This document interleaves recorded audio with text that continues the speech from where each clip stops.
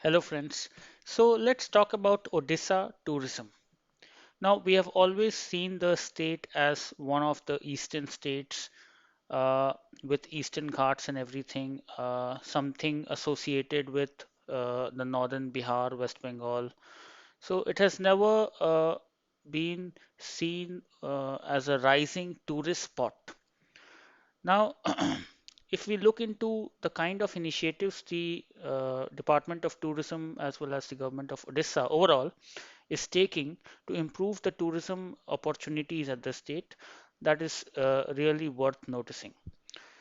It has been acknowledged that the Eastern Ghats and the states on it are having beautiful places to showcase around.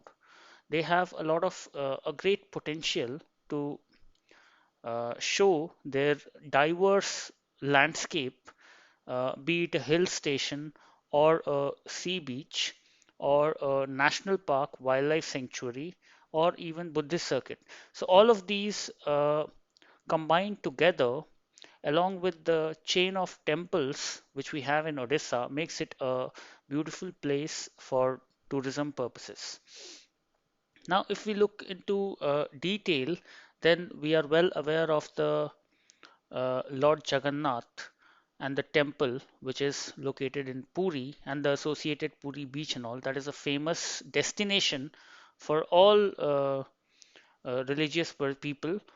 They would want to visit that, and in fact, more than 10 lakh people watches the Rath Yatra, which uh, moves annually over a certain period of time, normally in June, July. So that is also already there. Then just in the vicinity, we have Konark Sun Temple, which is another famous landmark. And there, in fact, that's a UNESCO World Heritage Site as well.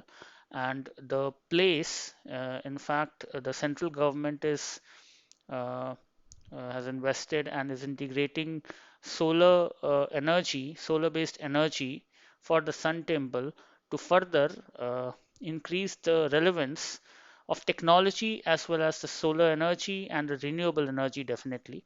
So to bring that perspective in place, that has been planned out and will be implemented in the coming uh, period.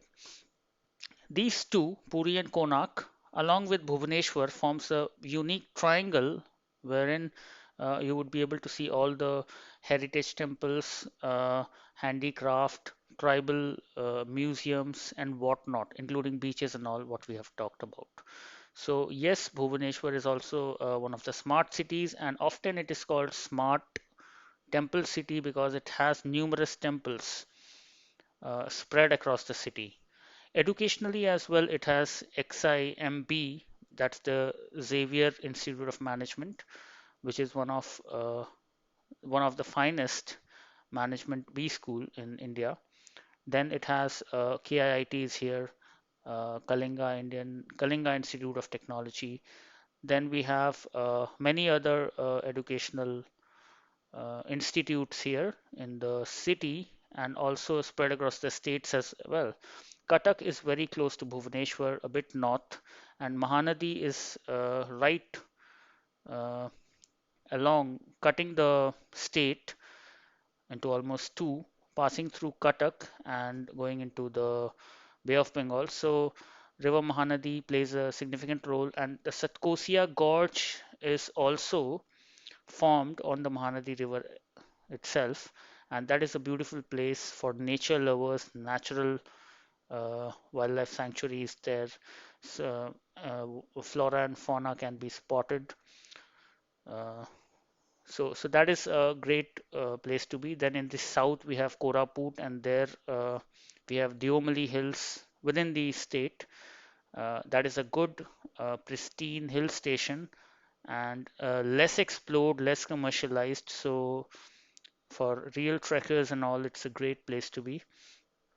There are other hills as well, as it's an eastern ghat, so we have a lot of hills. And the weather, we talk about weather, then it's largely coastal. Odisha has a 482-kilometer coastline, so a lot of it's very common to have rainfall here across. the state, and we have witnessed cyclones as well, which has been devastating. We have seen last year Cyclone Fani, this year Cyclone Amphan, devastating the state up to a certain extent, but we have also seen the kind of resilience which has been developed by the state's disaster management units and the nationals as well, and how the people have learned to respond, to migrate out during the time of cyclone, then come back, and that way exist. So that is something which has been displayed in this state. Food is amazing here. A lot of marine varieties are here: fish, prawn, crab, and other things. Then, apart from other classical food, what we have here, it has a deep culture. The state is, in fact, famous since the Kalinga War. The Kalinga War happened here, where the then King Ashoka in 261 BC, more than 2000 years ago, had his final fight here against the state of Kalinga near Dhauli and within the state. And there he, though he won the war, but he changed his due to the violence, what he saw, the bloodshed and everything, his mindset changed and he adopted Buddhism. And we have a lot of Buddhism remnants here, stupas and all from the 6th century and the 7th century AD. So, and that includes Dhauli Shanti Stupa, which is very close from Bhubaneswar. So, these are majorly very unexplored and pristine places of tourism which we have in Odisha, and these are something which has been largely largely people have known them, but they have not experienced it.